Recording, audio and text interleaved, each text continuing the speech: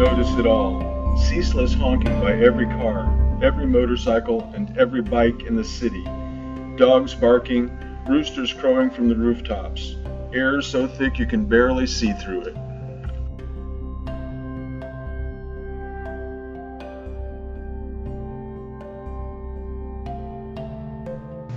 This is Kathmandu, the capital city of Nepal. Population of the city and its surrounding area, nearly 3 million people. Two words come to mind: sensory overload.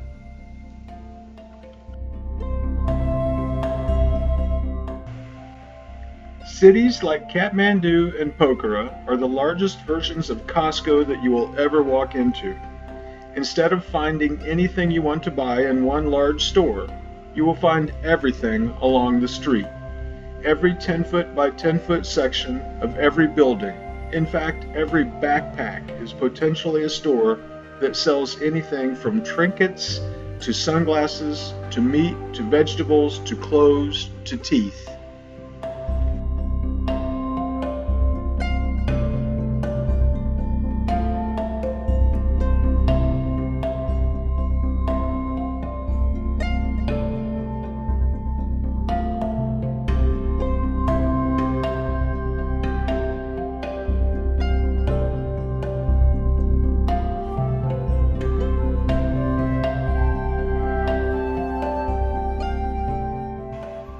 At every turn, one's spiritual senses are bombarded with temples, prayer flags, prayer wheels, the Buddha's third eye, red dye, sacred cows, and religious festivals.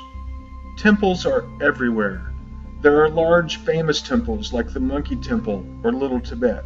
There are small ones that are as numerous as Starbucks on every corner of every town, each providing this profoundly religious population a ready place of solemn worship.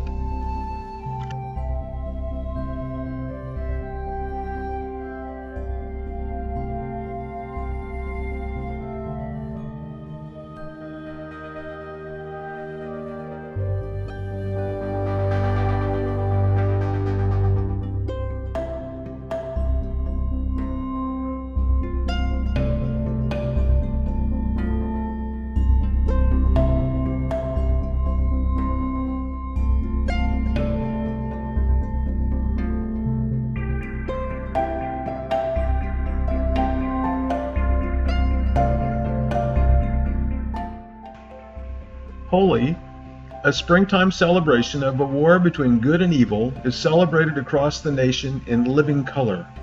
Early morning brings bombs of powdered paint. By afternoon, mobs of people so completely saturated with color blacken the streets with smeared paints and boisterous happiness.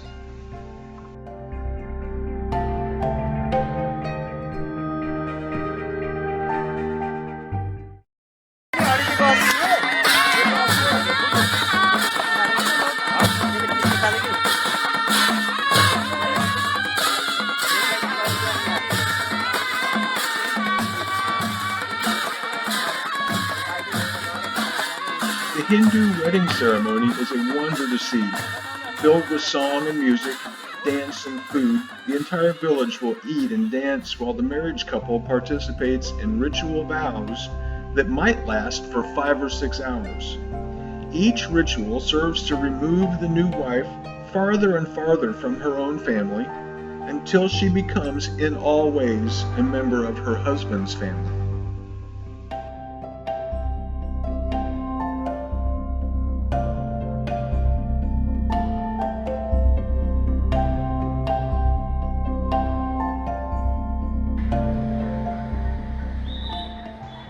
The country of Nepal is filled with old roads, old buildings, old electricity that barely works, old art, old ways of farming, and old ways of labor. Men and women, mostly women, work the farms of vertical mountainsides. Men and women carry sand, bricks, rocks up 3 or 4 stories to build new buildings. Women carry 100 pounds of grass or 100 pounds of fodder on their heads and necks. Roads are built or repaired mostly by hand. Roofs are held on by rocks. In many cases, rugs are weaved by hand, wool is spun by hand, clothes are sewn by machines without electricity, clothes are washed in lakes or the runoff near roads, and deliveries are often made by hand, by motorcycle, or by small tractors and wagons. Old is a way of life. New simply costs too much.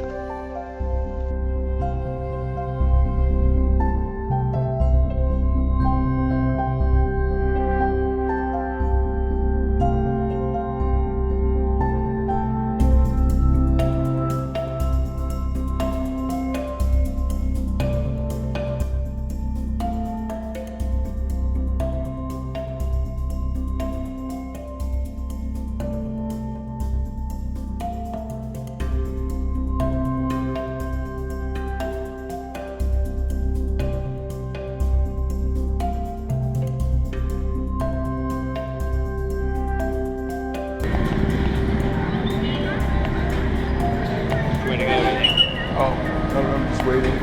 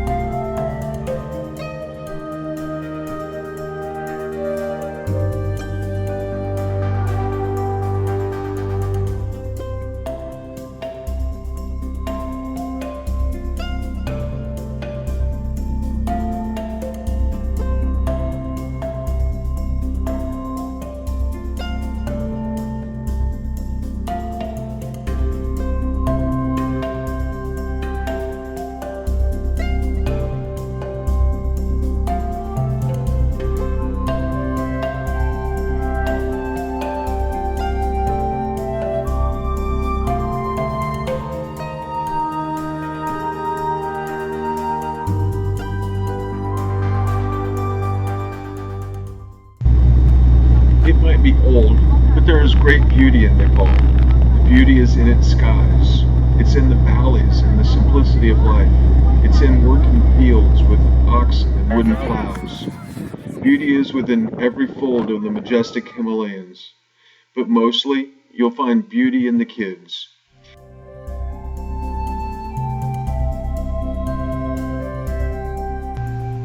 It's in their excitement at something new, in their smiles.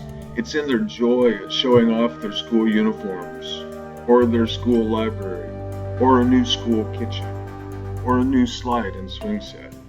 It's in the simplicity of their toys and the ease with which they discover happiness.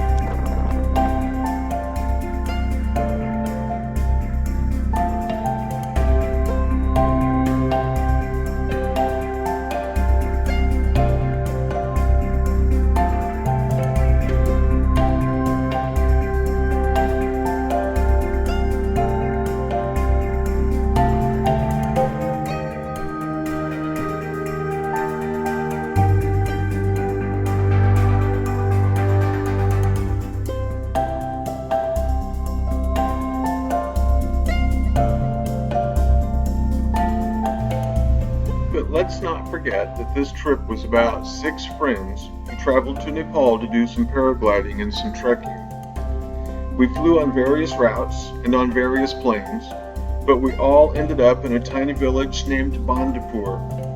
There, we met our first female porters, and there we stood in our embarrassment while tiny ladies hiked uphill in rubber flip-flops carrying 50 pounds or more on their heads. Yeehaw! Here we are. see behind me, but it's very hazy.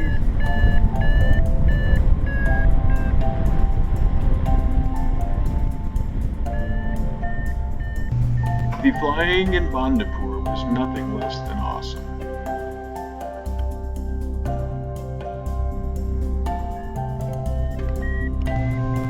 We flew from a mountaintop named Surkot, where the air was rough and the scenery was so beautiful it made you dizzy.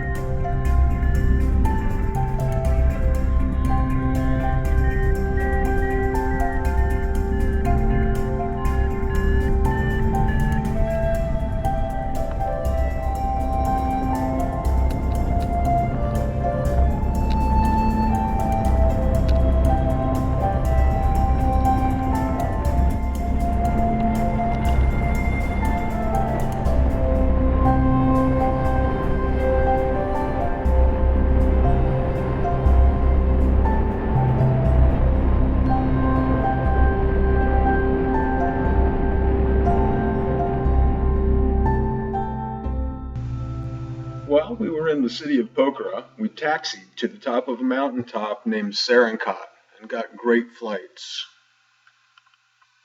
Okay, that was the Annapurna Range behind me. I don't know if you can still see it, but those were the Annapurna Mountains back there. It's pretty awesome stuff.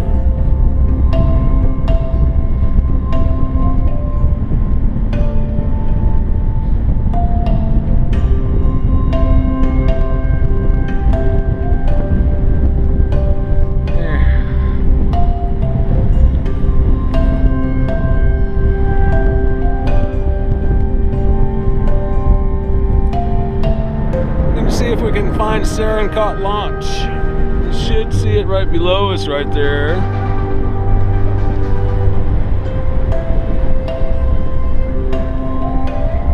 I know my pants are in the picture too.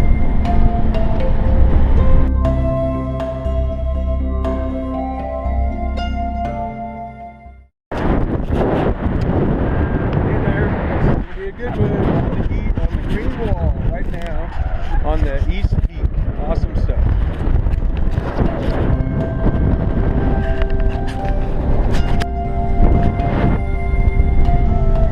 Later, we flew from a village named Dicky Dandy to the Green Wall and then back to Sarankat.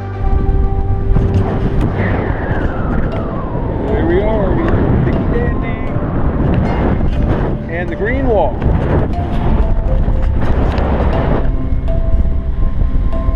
East Peak, by the way, right before we head back to Sarankat.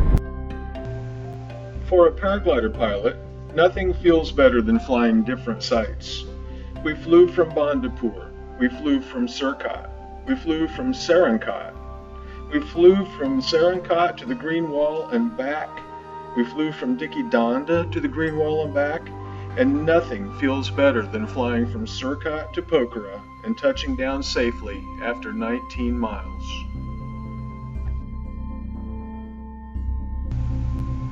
There's a lot to do in Nepal. Hiking, climbing, flying ultralights, hiking in caves, or just sightseeing. You've got to go. You have to see Nepal to believe it.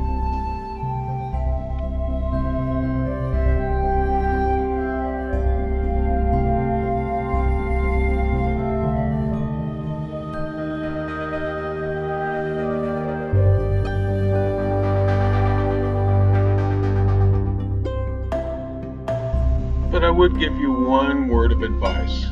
Don't get wrapped up in what seems to get lost in translation. Just read it and enjoy it.